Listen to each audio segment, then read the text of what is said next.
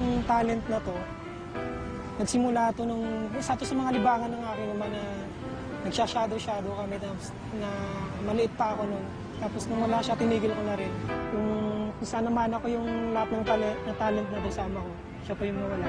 Pero dito, napatunayan na sa larangan ng talento kung gaano talaga tayo kagaling ng mga Pinoy. Showing off an illuminating talent, here's Rado Delfin, the Shadow Artist.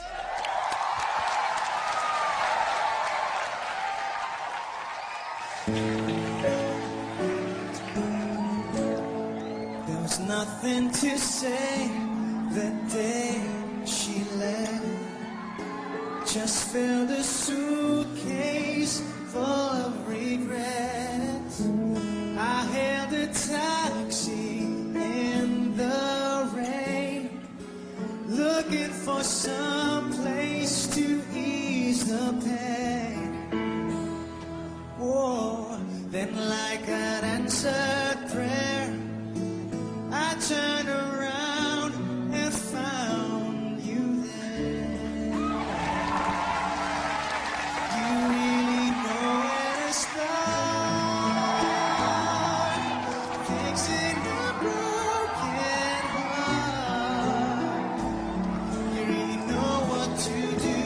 Your emotional tools can cure any fool whose dreams have fallen apart, fixing a broken heart.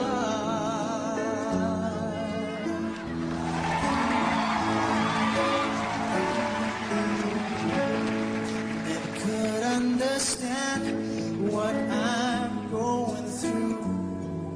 There must be a plan that led me to you, because the hurt just disappears in every moment that you are near.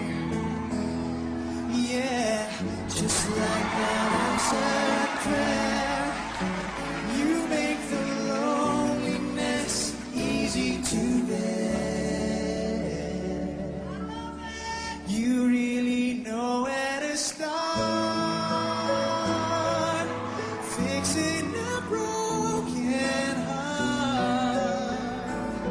You really know what to do. Your emotional tools can cure any fool whose dreams have fallen apart, fixing a broken heart.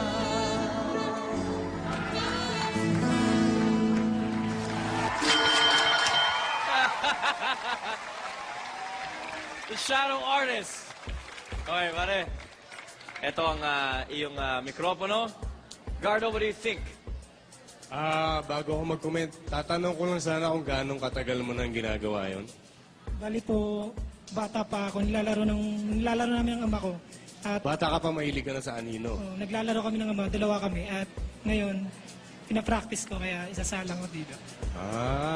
Kasi para sa akin, like yung mga anino niya kanina, punong-puno ng emosyon eh. So para akong nanonood ng isang black and white na MTV. Pagkatapos, magaling yung mga transformation ng mga shadows. And sa pakiwari ko, malakas yung passion niya dun sa ginagawa niya. So, saludo ako sa iyo, kapatid. Thank you. Thank you very much, Gardo. Okay, Tuesday, did you enjoy that? Did you enjoy the performance? Ay, oo naman, syempre. Alam mo, nung bata ako, gawain ko rin yan. Ganun Mag-brown out, di ba? Ang ganda, kuya. Ngayon ko lang po yan nakita dito sa entablado ng talentadong Pinoy. Very unique ang talento mo. At ang ganda, na-appreciate ko na yung mukha ng tao. Minsan parang kumakambing ng konti. Yung parang nag-iiba-iba yung figura niya. Kasi alam mo, sa totoo lang, tayo namang mga nilalang.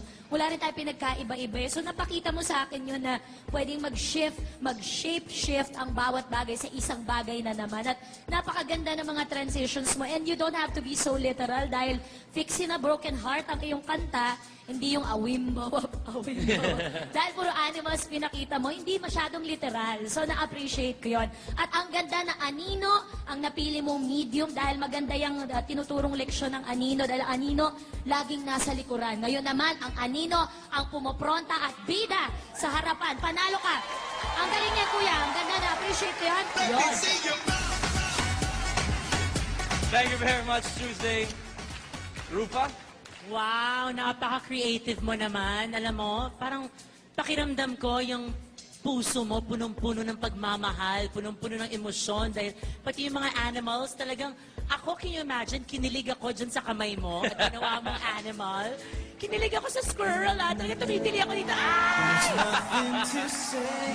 Para mapakilig mo ako at para mapatili mo ako dahil sa fingers na ginagamit mo at ginagawa mong swan, squirrel, rabbit. I mean, you are very creative and you're very talented. This is the first time I've seen this in Talentadong Pinoy at kakaiba. Ang lakas ng audience impact and lahat kami naaliw sa'yo.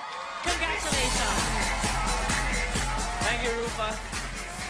Direk Joey, what do you say about the love story by Shadows? Alam mo, kabahan ka sa sasabihin ko.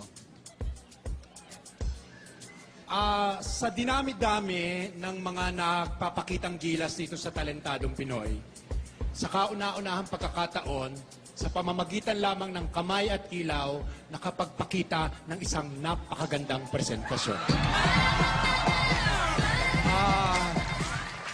Napakarami dyan na kung anong gimmick ang ginagawa, napakarami dyan na kung ano-ano mga palabok ang idinadagdag. Pero sa isang tradisyon ng shadow theater na kung pag-aaralan mo ay napakalalim ng kahulugan ng shadow plays no ng Southeast Asia, etc., etc., etc. Napakita mo, whether you know it or not, ang isang napakagandang art na nakalimutan na ng napakarami. Kaya sa bagay na yan, sa ibang mga kasunod mo, ikaw ang dapat talunin sa gabing ito. Thank you very much, Direk Joey. Shadow artist, pwede ka na mag-relax.